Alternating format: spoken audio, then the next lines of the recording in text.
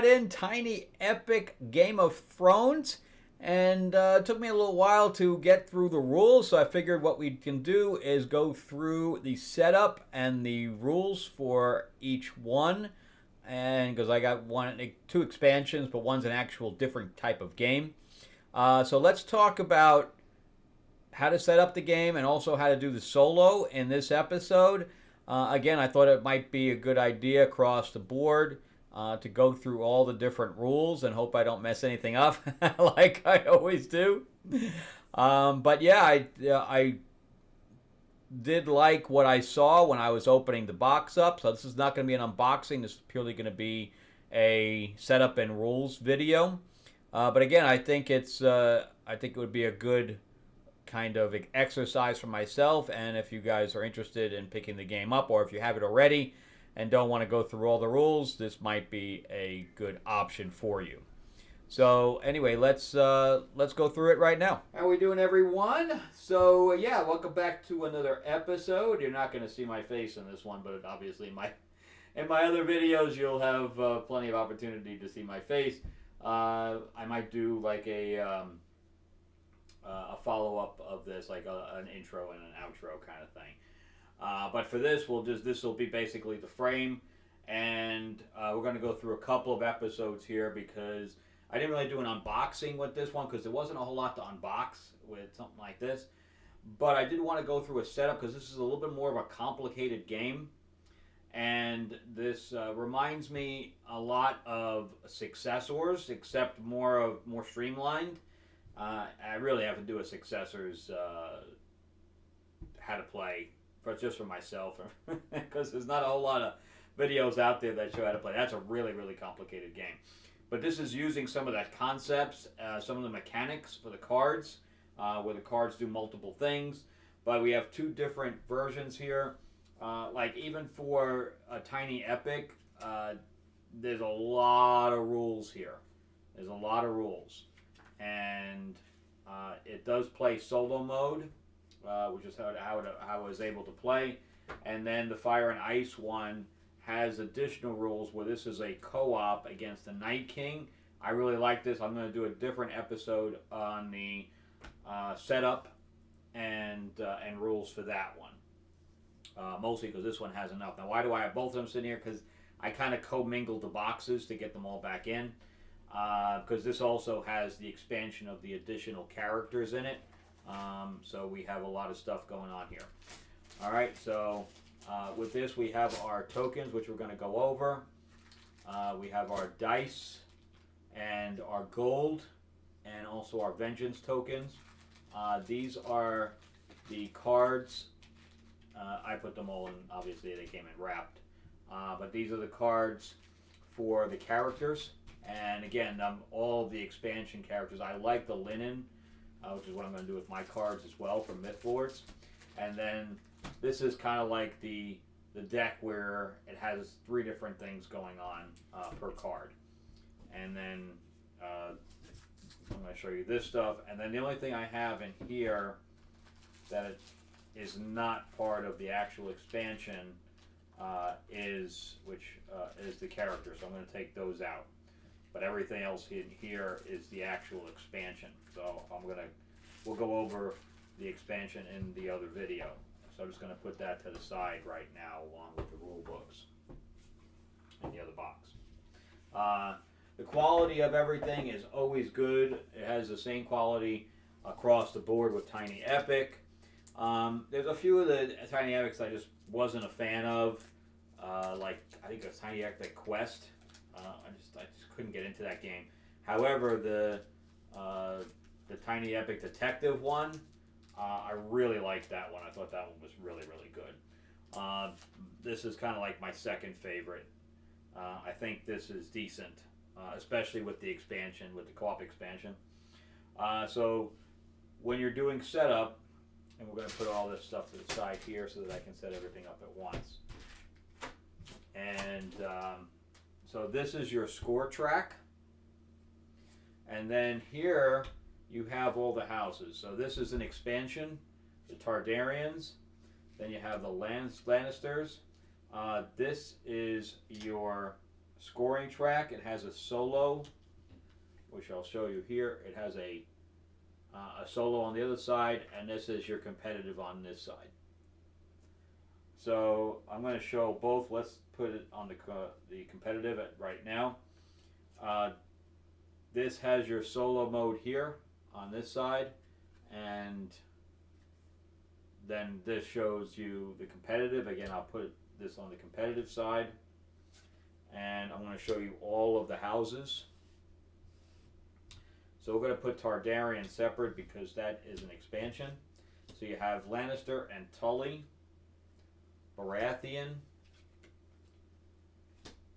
Greyjoy, Stark, Night Watch we'll put up here because this is the expansion. This is the expansion that it comes with, is Targaryen and Night Watch.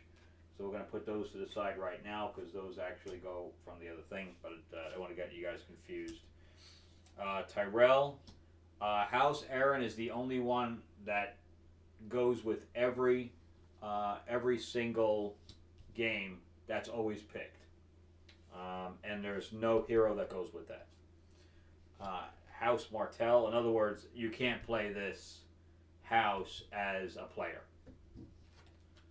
See, the back has nothing on it, where the backs of these all have player is a player mat, and that's how that works. All right, so every game, so you have 1, 2, 3, 4, 5, 6, 7, 8, right? So you have 7 playable and 1 non-playable, and that's why these all have heroes with them. So, and I'm going to show you the expansion for the hero expansion as well. So what we'll do is we will take, just so you can see everything. I think that's... So we'll do this as well. I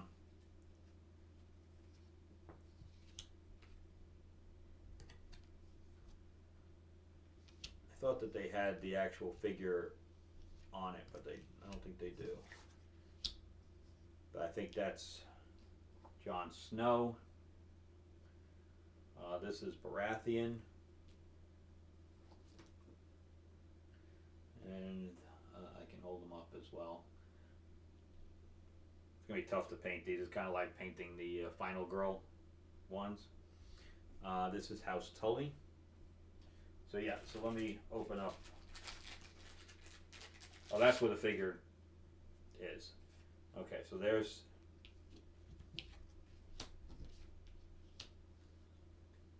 There's Daenerys and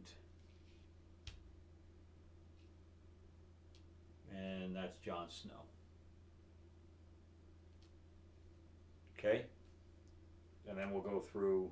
Now this is everybody's going to ask, well, does Daenerys have dragons? Yes, she has dragons. There's her dragon card, and we'll go through that as well. This is Stark. Okay, and this is his figure here. This is Robb Stark. So that's an expansion. Usually they only come with, the main thing only comes with 1 figure per house, where the expansion gives you 2. And there's what the Iron Throne looks like. That's pretty cool. Then you have Marjorie Tyrell.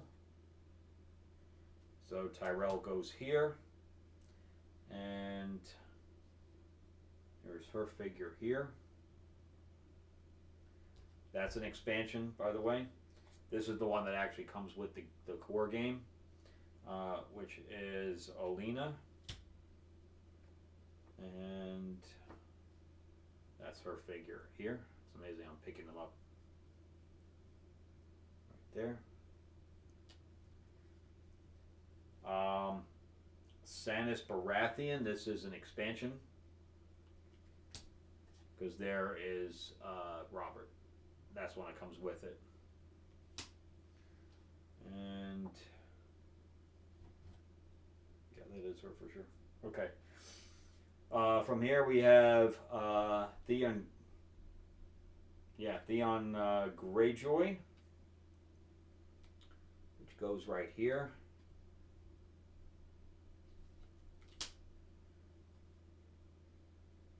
Let me see what his thing looks like. Oh, he's the bowman. That's an expansion figure. So there's the bowman. And then this is one the actual comes with the game, which is Euron. And he's the one with the axe, right? I believe so. Which is right here. And then you have Alara Sand, which is Martell. She's an expansion because Obeon Martell is the one that comes with the actual game and the core game. Alright, so this is her, and then he's the one with the spear, which is right here. Okay, then you have House Tully, and you have Hoster. I'm not familiar with him. Hoster. All right, and then you have Edmure. He's got a sword right there. So that's Edmure. And then this one was an expansion by itself, I guess like a bonus figure or something like that, which is Tyrion. And that's House Lannister. So technically there are 3 House Lannisters, because here's you have Jaime, which is right here. And then you have Cersei as well.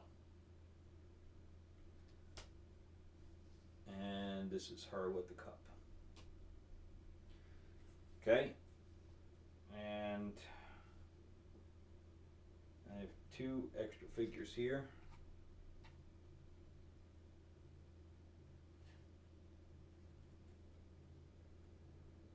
Eddard Stark, this is the guy with the shield, which is this guy.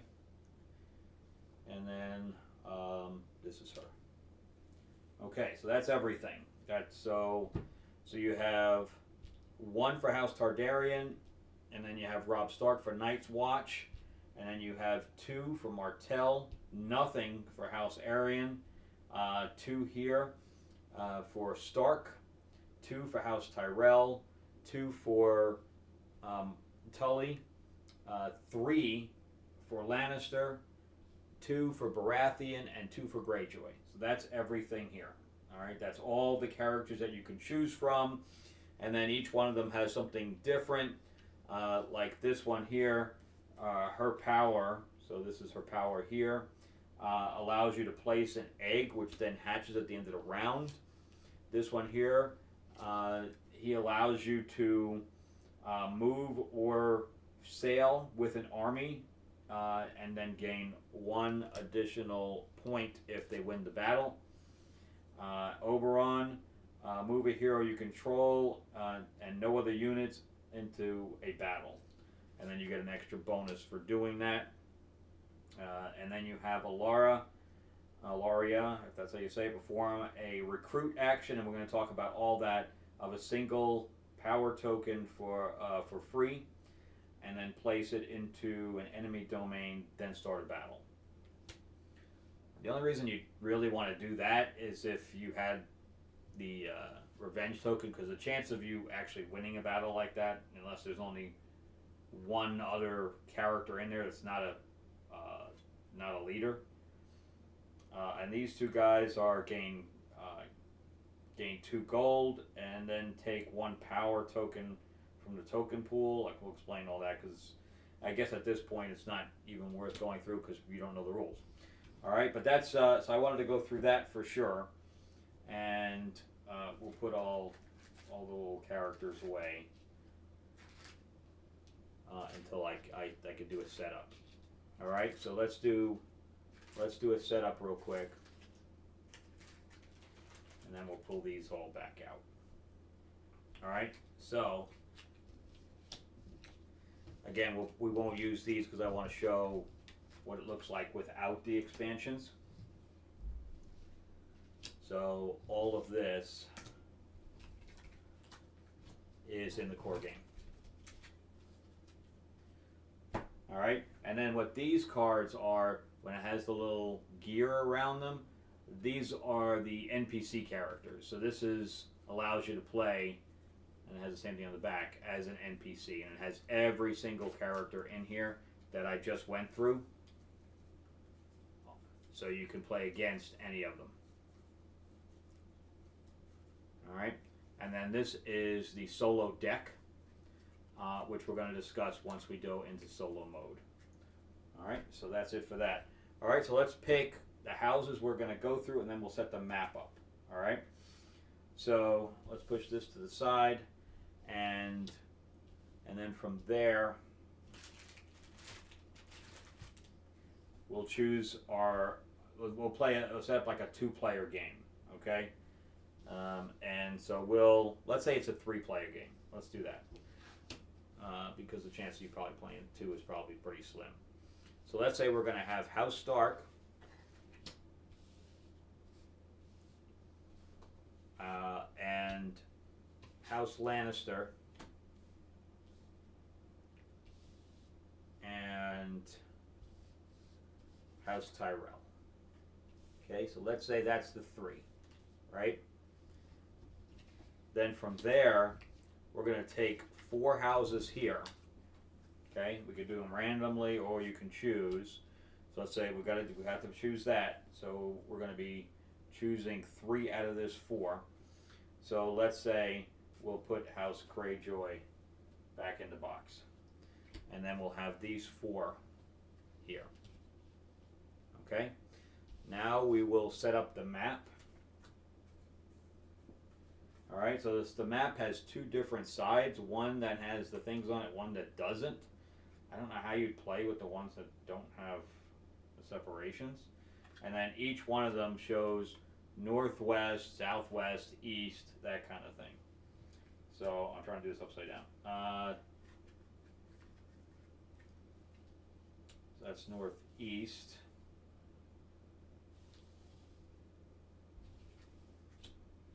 Yes, my brain is backwards. Okay. And then you have east, west, southeast, and southwest. Okay. So there's your map, with Castle Black up here. And this has all of your different logos about where everybody starts. Okay? Then what we do is we would take our class of characters here, and we didn't play with Greyjoy. This is Baratheon. So let's say we're going to play with Robert. We didn't play with Greyjoy. And we're going to play with Edmure Tully. Let's say we'll play with Cersei down here.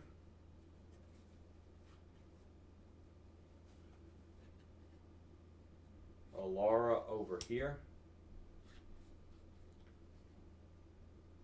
We'll play with Robb Stark over here. And we'll play with Marjorie over here. Okay, so again, this is set up for a third 3-player game. So let's take our characters back out now. Edmund Tully. This is Cersei. Where's that? Yeah, that's it. And that's her. Okay, we didn't play with him. House Aaron has nothing. Okay, so that's all we need. because this one does not have a figure because it has no hero. Okay, from there, now we're going to place, so here's the deck that everybody's going to be drawing from. So this is the general deck, and this goes in King's Landing, and I'll explain that in a second. But anyway, each card has 3 things that can be done on it. This is for battling, this section, so that means that any adjacent areas, you can use their strength for that as long as you own them. This one has a number. This is what mostly you're going to see. And this is retreat. So this allows you to leave the battle completely. Nobody gets any points for that. This one gives you power for the battle, whether either you're an attacker or a defender. If you're an attacker, you pay nothing. If you're a defender, anything that has red around gold means you pay it. So if you're a defender, this costs 2. All right. These symbols up here of all the houses, this is for recruiting these guys. Okay. And then the bottom here, it has a symbol here that is the actual Iron Throne, and that's because that's what's on the die. That's what that indicates. And then you can use the text. So if you just, so the card has 3 different uses. You can use it for the text, you can use it for battling, or you can use it for recruiting. All right, so that's how all that works. All right, so then you would shuffle that up, and you'd put it up here or down there or wherever you'd want to put it. You can put it down here. Okay, and then these are all the cards that you need. This is your round order. It also tells you all of the different rules and for recruiting, for taxing, etc., for battling. It gives you all the rules in here. And then it has your scoring here. And then these are your rounds. So what you'd be doing is, here's the hand of the king. That would go to the first person. This is your gold. So every player gains 3 gold. Which I don't know why they didn't make it the actual size of the coin, but they didn't.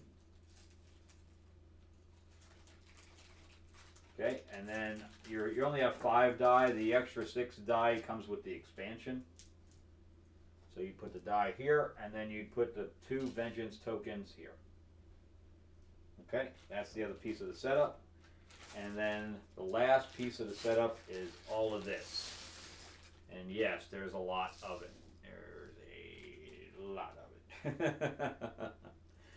So what you'd have to do with the castles is the castles all have little spots here where they don't have gold.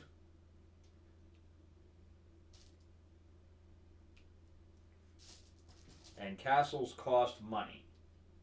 And I'll explain that in a second.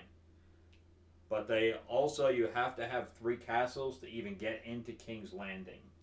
You can't even walk in there without having 3 castles on your board. And again, I'll explain that in a second. Alright, so this would be the other part of the setup here.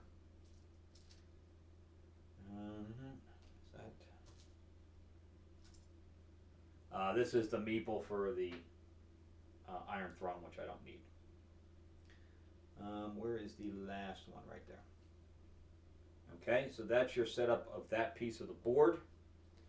And then we would take all of the shields and put them on the board, on their particular board. Oh, here's another one of these right here.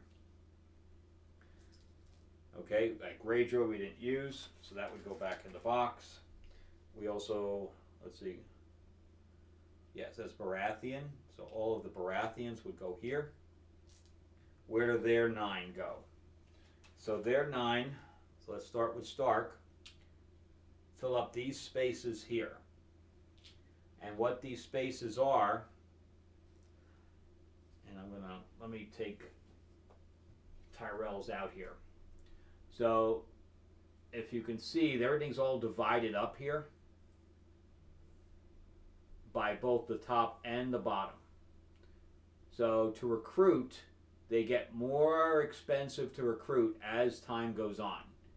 But they're also unlocking these bonuses down here. Right? So let me make sure I'm in frame here. So they're unlocking all of this here as you're recruiting. So you can't even score the points on the bottom until you unlock it. So I don't think I've ever done all of them where it's just 1 point. So the first one is, which you're definitely going to have because they're only one, they only cost one. But as long as you own High Garden, then you get a point at the scoring phase. And if you have two 5 fief domains, which is the ones that have the coins here. So either they have a castle or they have a coin or they have nothing. But mostly it's going to be one or the other. So if you own 2 of those, then you get a point, but you have to obviously get rid of both of these. And then if you have 3, you get another point. Or if you have King's Landing, obviously only one person is going to be able to score that. And they won't even be able to score it if they haven't gotten everybody here. And then the last one is just a straight point if you get the last one. Now, what happens is, let's say that you have this covered here, and at scoring phase or at the end of the round, you're going to gain gold and cards based on what's opened up, what's been unveiled. All right, so that's how that works. So right now we're going to cover everything up with these 9. And anytime you lose a battle, they're going to come back and you're going to gain that particular either a card or a coin every time somebody gets killed. So I find that strange where if you're getting killed, you're gaining a bonus. Like if my hero is killed, I get a point and 2 coins for getting them killed. I just find that weird. So the attacker that won the battle doesn't get that. You get that. I just find that a little bit strange. So this would go in the Stark. So he's going to start in Whitehall. Again, I'm reading upside down. And I'm not sure where...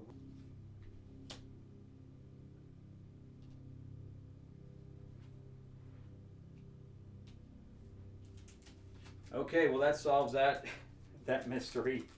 Well, I couldn't find it. I had the wrong map piece. I had the map piece from the expansion in there instead of the correct one. Alright, so there, actually that makes more sense. Alright, so that's Winterfell there. Okay, so that's the total setup there. And then you have your dice. So with the 3-player game,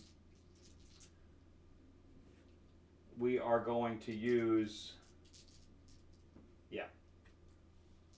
We're going to roll all 5 die, and this is going to be a dice placement game, all right, which is going to allow you to do certain actions. All right, so you roll dice, and then each one of your houses does different things.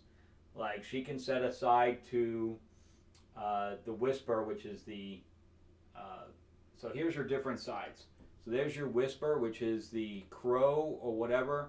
There's your sail. There's your recruit. This is a plot. This is the actual throne, which is using the cards. It's an event, basically, by using the text on the cards. And the last piece is the march action. All right? So when I roll these, she allows me to change it to the crow anytime, which is the Whisper. She allows me to change it to the event phase, and then Rob allows me to change it I think that's set aside to recruit. Isn't that right? Yeah. So I can change that anytime I want. But each person, so they will get 2, but they pick last. Right? So she will say, okay, I'm going to take that plot one, but I'm going to change it to an event face. She could have also just taken the event face. But let's say she wanted to making sure another event face was out, then that's what she would do. So she would take the march. Let's say he wanted to take the plot one. And then these 2, only one, right, so he gets the second one. So let's say he's going to do that. And then the march one would go here. Okay? So I don't know if you ever played Land, Air, and Sea, if it was called. Heroes of Land, Air, and Sea, or something like that, where you're doing a follow. That has this too. So that's what this little mat is for. So they would go first, and they would also go last. And then, of course, the thing shifts. The first player would then shift. All right, but before that, we would deal out cards. So we have 1, 2, 3, 4. Okay, everybody has a hand size of 4 plus their hero. Okay, and that's how that would work. And that would be their hand for the round. Now for your whisper side, so let's go down to what all of the actions mean. All right, so let's say Rob is going to go first, right? So he wants to recruit and he wants to march. So you're going to place the die here on this side, and you have to do this side first. So you're doing this, and then you're doing this, and you're doing your die wherever you put your die. All right, and then like I said, we have the march action here. That's just sitting there. All right, so he wants to recruit, and then he wants to plot, let's say. But he can use a recruit action. He can change this to the recruit action before he places it. And so she could have changed that after the fact. All right, so recruit allows me to pay whatever is on my board. And so he has 3 gold. These 2, you can do up to 2 recruitments. So you're going to take, let's say you're going to take these 2, and he only owns 1 spot right now. So you can only put them in 1 space, which is up here. Okay, he will also take this castle and place it here on his 9 slot. Okay, so he needs 2 more to be able to invade King's Landing. But this is also now eating up a spot on his gold track. So you can only go up to 8 gold right now. And as you get more castles, you can get less and less and less gold. Because like I say, the castles cost money. So to hold my spot here, I need to at least have 1 guy there. If I don't, it'll come back off, and then it'll go back on here, where somebody else can take it. All right, so I just did my recruitment action, and now I'm going to do a plot, right? So I would lose the 2 gold that I just spent,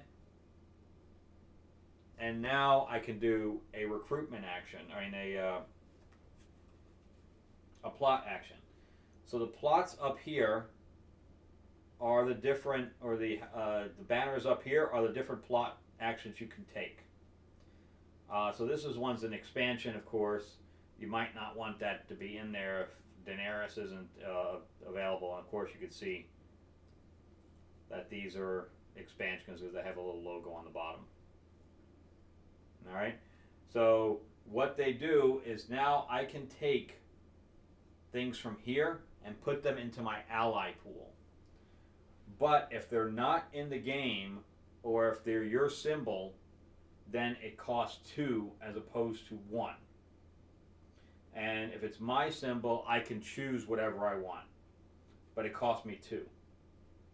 But right now, I only have 1 gold. So, I will probably use this one, and this goes in your discard. And I'm going to take a House Aryan. And I'm going to put it in my ally pool. Alright? Then, from there, everyone else can then follow the die. They can't follow this, but they can follow the die. So, Cersei is going to say, okay, well, I haven't spent any money yet. So, and each one of the hero houses has 2. So for 4, I can pick whatever I want. But I'm probably better off using this Joffrey card here, poisoning, and I get 1 yellow and 1 green. Oh, green is in the game, so that wouldn't work. So what she'd probably do is pick either one of these 2, unless she wanted to pick. Here's the other thing that she can do. Since someone else is already in the game, it's the same thing as your personal one. So I can take 2 yellow, but it would cost me all 3, and now I would have a problem recruiting because I'm broke. Alright? So from there, it would be her turn. So now she'd probably try to figure out how to get money, because she has an event. She can use this as an event, right? And she could do the whisper.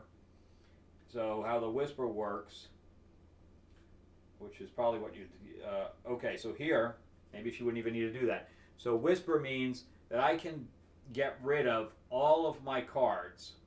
So I could get rid of all 4 of these cards, go up 4, including this one doesn't get discarded though. It gets discarded purely on my player mat.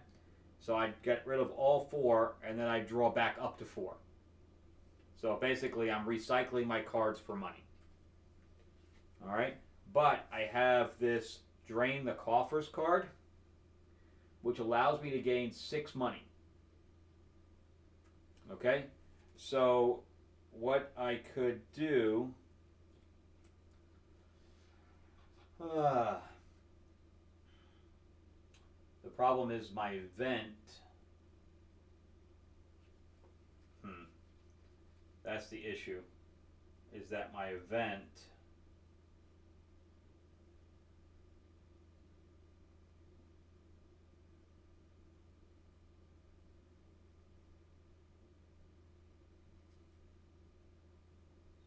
I could press into battle, but it's a little too early for that. Okay, so her personal card, so maybe that's what I will do. Is I'll do an event. So I could perform a recruitment for free of 1 or 2 power tokens from one of your ally houses. Oh, it's ally house. We don't have any allies yet, because this is checked at the end of the round. As long as you have 2 here, you can gain an ally house, but it goes by the most. Whoever has the most. She would also get that. And Castlery Rock. Oh, this is Castlery Rock's, and this is hers. Everybody basically starts out with 1 castle. Ooh, this is a tough one because I have no money. And I basically have 2 events.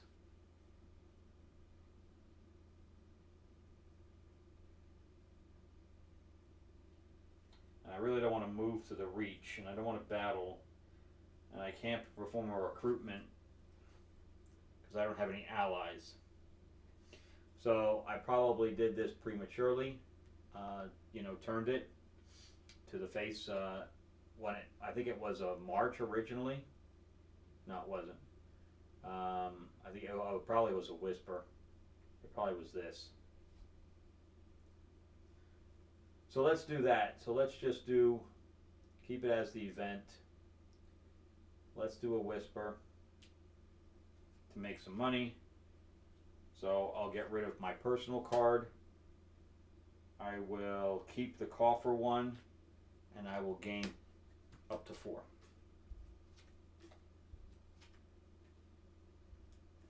Okay, and then I will gain 2. Okay, oops. So now I couldn't use the drain the coffers now. That's the thing. Instead of paying the normal cost, pay 3 to perform a recruit action, placing 2 tokens on the force track. Oh, from your force track.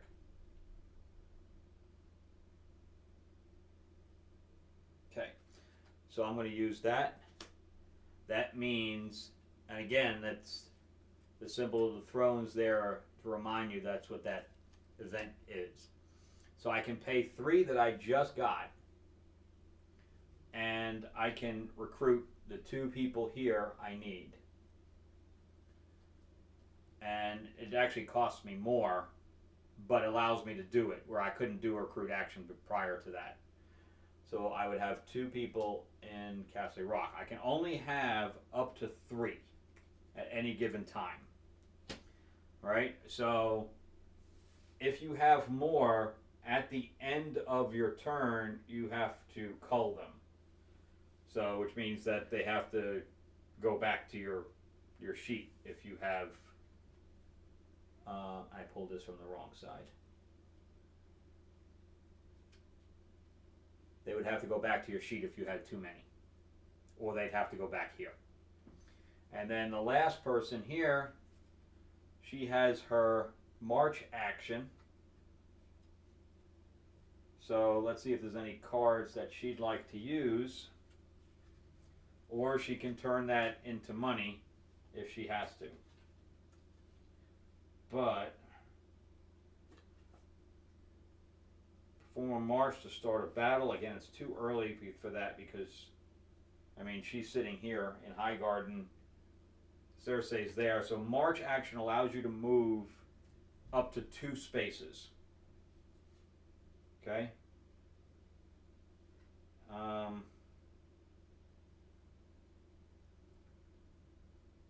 Yeah, I think I'll use her personal card. This always comes back to your hand afterwards, so they kind of recommend you using your hero card because nobody else can grab it, and it always goes back to your hand at the end of the round. So she has nothing really to march. That's the problem. So she could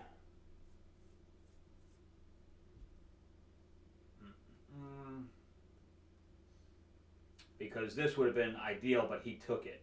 Like if I could recruit and then march, that's kind of what I wanted to do. So instead,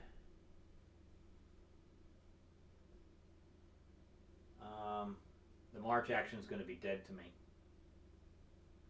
And turning it into a whisper doesn't really work. So chances are I'm going to lose that action. And I'm going to lose this one too. All right, now everybody else could have followed that event token thing. So everybody could have played a card, which I didn't do. But everybody can. And the same thing here, everybody else can actually follow. This will actually help everybody else but herself. Because now Cersei could then move one guy here, which will allow her to get money at the end.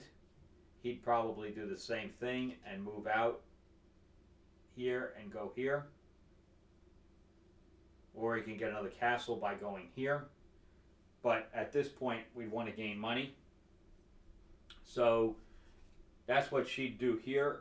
So she'd skip that and she would use her Whisper to get rid of probably all 4 cards. Drop 4 again. Gain 4 money. And now what she would do is do a plot. So what she'd probably do is find since she has so much money, she'd find one that has 2 on it, which is this one right here, let's say. Unless she wanted to get 2 like this one here. Neither one of these 2 are in the game. It would cost her 4, but she could get 2 of anything that she wanted. So she knows that these guy has 1 blue, he has 2 yellow, and so she'd probably go with something that nobody else has. So she'd probably maybe go with Martell and put those 2 there. Right? And then everybody would get a second march action, which again really doesn't help her. Really doesn't help anybody at this point unless they're really dividing their forces up. So, like, I might go here for Stark and get that second castle on my way to King's Landing. And she might move here, but again, you're really, bluffing yourself out. So from there, now we would go into the next round. So we go this to round 2. Nobody has any points at this point.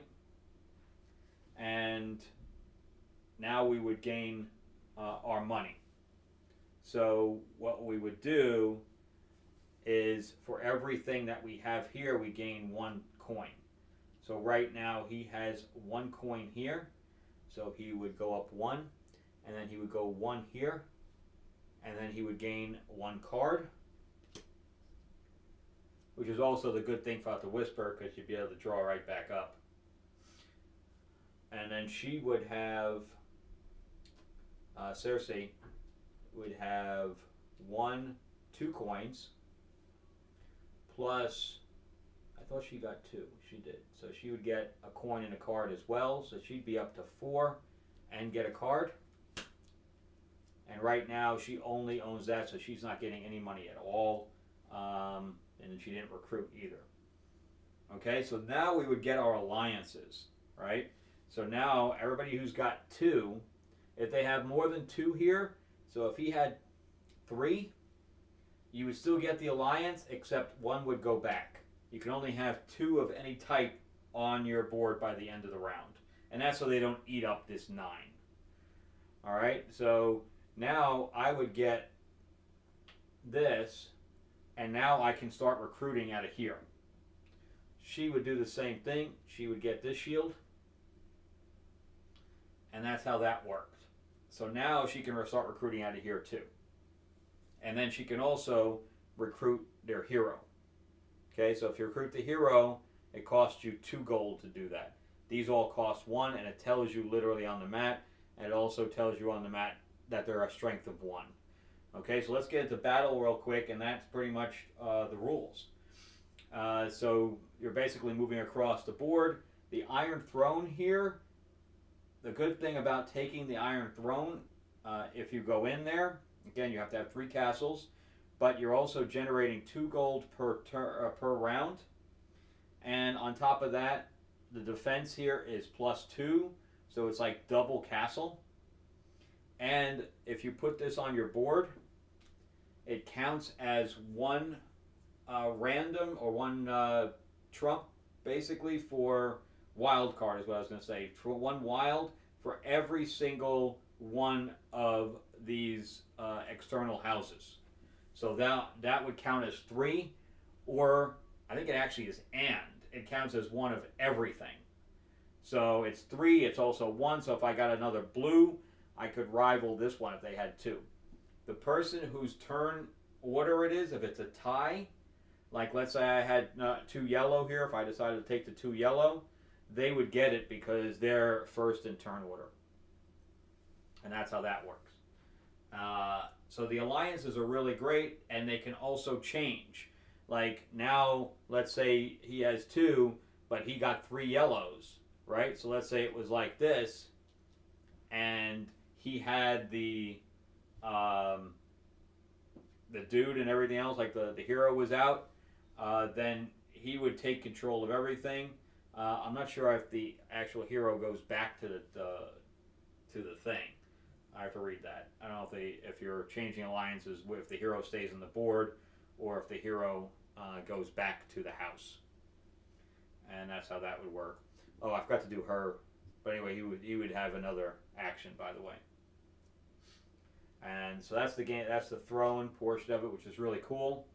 And then on top of that, if you buy their hero, you also get the hero card, which is why I think it goes back to the house if the alliance changes.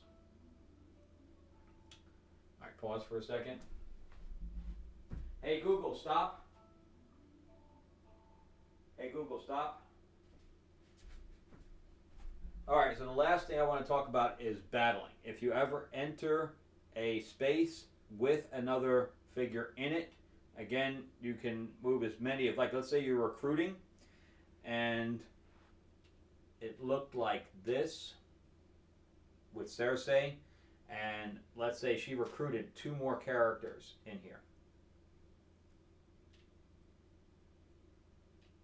Right? And let's say she only had her 3.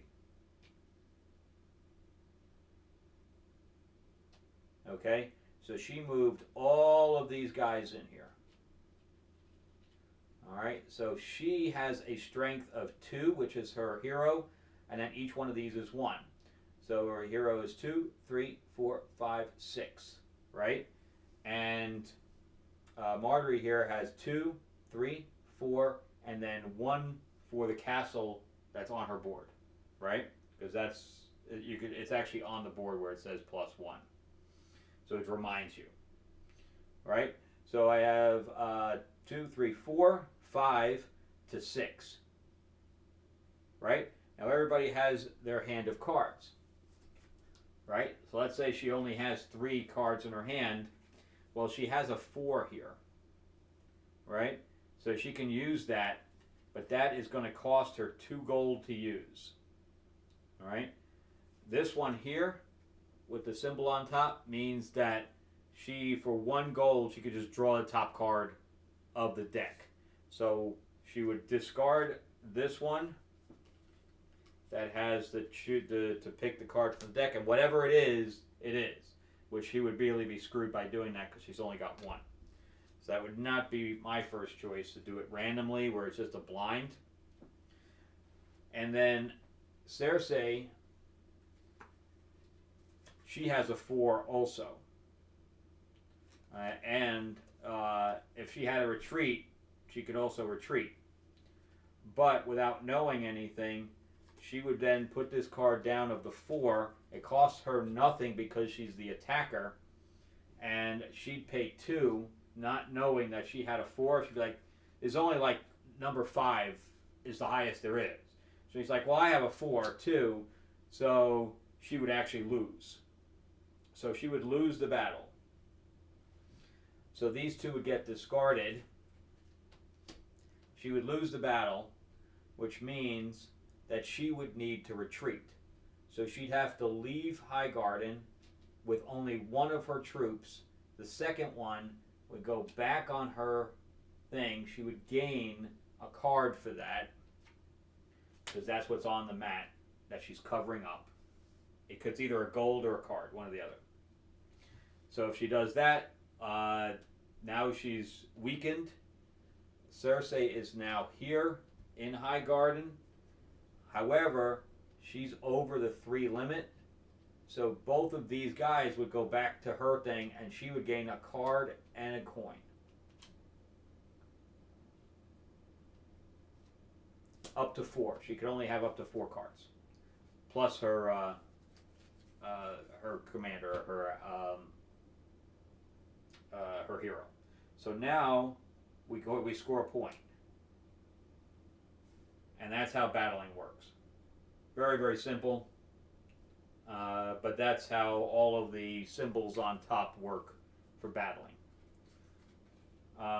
But yeah, I would have done the same thing. I would gamble to see, because if she had only used a 3, which is obviously probably the most common thing, if she had a 3, then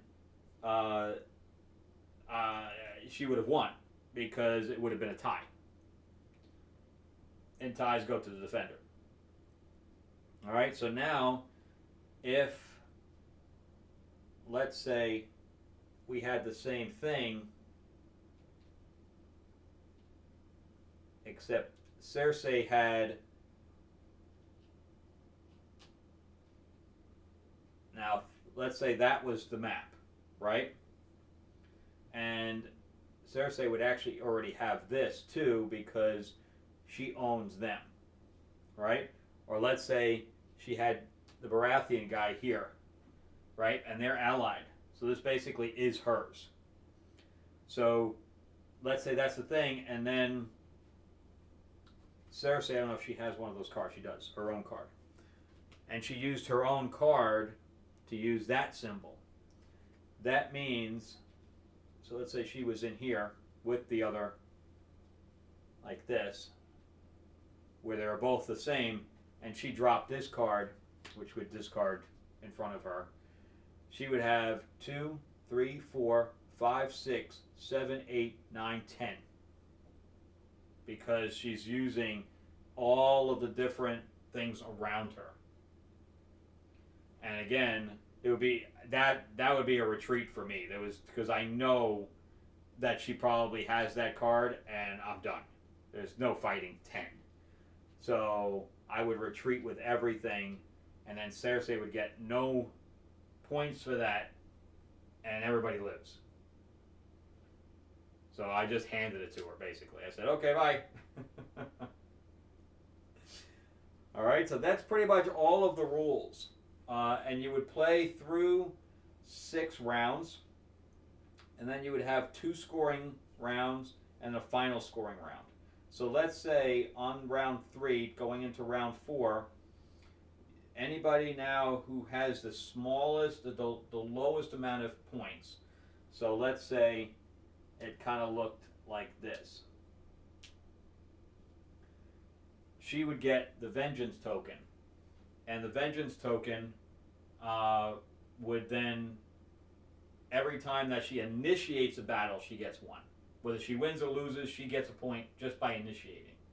So it pressures you to get it. Now you can have the second one too. If she's still low, at this point in the game, she'll get a second one, and then she'll get 2 points for initiated battle every single time. So it allows, it's like a catch-up mechanic. So let's say there is another version of this where she is now, instead of having her own here, she's with, let's say she has one of her own and one of theirs. So if that's the case, and she attacked and won, then you would have to give up this, which then would go into Cersei's ally pool. So that's another way for you to take allies away from people. Or let's say in the case of Robb Stark, he has the Arryn house, right? So let's say he's up here. He has those 3 figures there. Cersei attacks.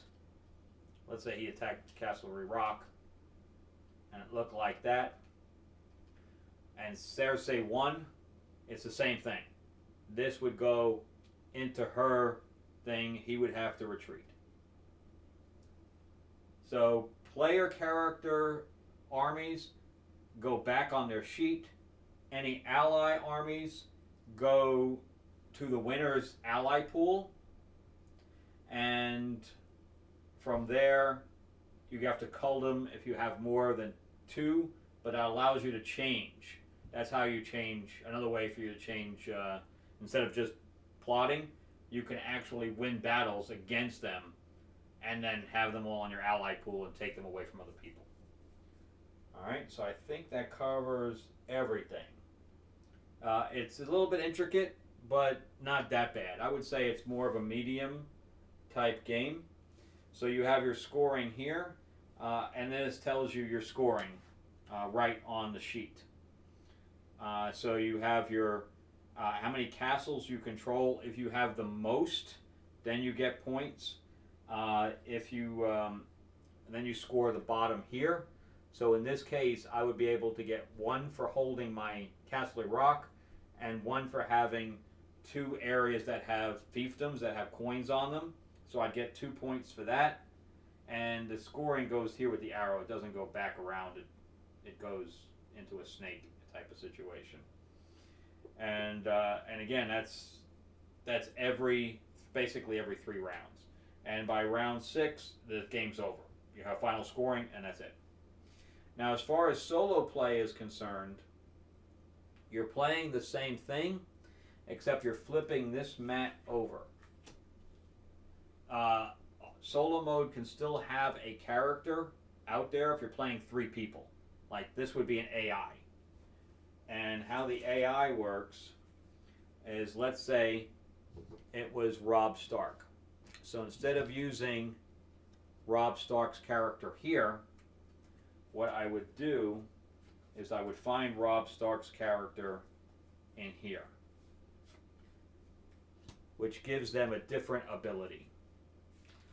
So in this case, it's when Robb Stark attacks a domain you control, before the battle, add 1 rival power token from its force track into the domain if possible. So in other words, he recruits characters for free, as long as it doesn't. As long as he has them on his mat. And again, if he has more than 3, then it'll be called at the end. And these guys have a whole different set of cards, and there's 12 here. So they have their own die, and so they're taking die from you as well. So you're picking the die out and you're giving them the rest. And then the other 2, whatever die is left from the ones you're taking, so you're taking basically 2 turns, and they're taking 2 turns. And the 3rd die goes off. I don't think you're using the 3rd die. So when you're doing something, let's say you're recruiting and marching, and then you did a whisper and an event, then the coins, we'll just take these 2 coins because you have an extra 2 coins. At the end of the round, you're placing those here, and now you can't use those next round, and then they keep shifting. So anyway, there's 12 cards in the solo deck because there's 6 rounds. So they're getting 2 die, so they're using 2 of these cards per round. Alright, so let's say this is their cards.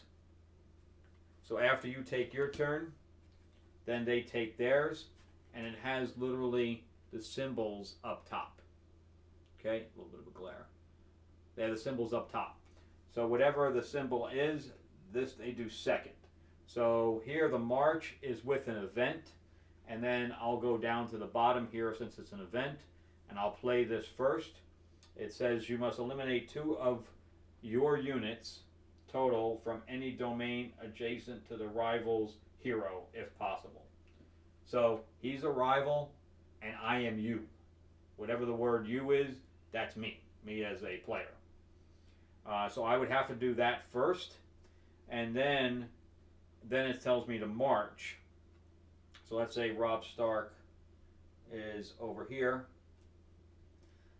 So I am at the top. So it says I go to Shadow Tower. And I don't know where Shadow Tower is. Oh, it wants me to go back north. So it tells you where to go. And if, as long as you're not taking the last guy off, then the guys will come with you. So if it was this, then one guy would come with me, one would stay. And that would be the end of his turn. And that's how that works. That's the only difference between that and the solo player mode versus that. Oh, the other thing is, let's say I'm playing Cersei. These are the 2 castles I own. The castles he owns go here. So the castles he has fill up my track as opposed to mine. So the more castles he has, the less amount of money I can do. So I want him to have no castles, basically. I'm going to wipe him out just so I can raise more money. And that's how that works. He will have, he can also steal allies from you and things to that effect as well. So, just saying. So anything a regular player character can do, he can do. Alright. Well, that's it for me. Thank you guys so much for watching. I greatly appreciate it. Let me know if you have any questions or if I messed anything up. If I messed any of the rules up, please let me know. And I'm excited to get this one back to the table. I think it's a pretty decent game. All right? Have a great week, everybody, and thank you for watching. Okay, welcome back after that. So now you can see my face again. But I really like this game. Again, it's pretty complicated, but not as complicated as Successors is. Again, I'm going to have to do a video on Successors because even now today I don't even use some of the sailing battles because they're just too complicated. But with this, it takes a lot of stuff from other games, of course. I don't think any of the mechanics here are original. But the mechanics are a little bit more streamlined. And but you still have to remember certain things that you may forget because there are little teeny rules here and there. But anyway, let's kind of rate it because when it comes to the Game of Thrones, the Tiny Epic games, I only have 3 Tiny Epic games. I don't have like Galaxies and stuff like that. I have Tiny Epic Quest, and then I have the Tiny Epic Detectives or something like that, Tiny Epic Crime. And then I have this one. So the Tiny Epic Quest one, I don't like at all. I've even took that out of mothballs to try to play that one again. And it just doesn't do it for me. There's nothing really meaty about that. The Tiny Epic Crime one, I really like. I've played that game probably, I don't know, at least half a dozen, if not 8 times already. If I wanted to get a short game in, I normally pull that game out. I really like how all those mechanics work. And then I have this one, which is, I like area control games, so I like this, and I like the dice drafting mechanic. I like that in Batman, the Batman animated series. If you haven't played that one, I like that one a lot. And then, of course, it follows like Heroes of Land, Air, and Sea, where you can follow what somebody else has done, so you're getting extra actions based on that. I like all that stuff. Crime would be my first one, this would be my second, and Quest would be my third. All right, let's do another episode after this one when we talk about the Ice and Fire expansion, which is a cooperative. All right, and I think that the solo rules on here, the solo mechanics is pretty decent as well. All right, I will see you guys on the next episode. Thanks for watching.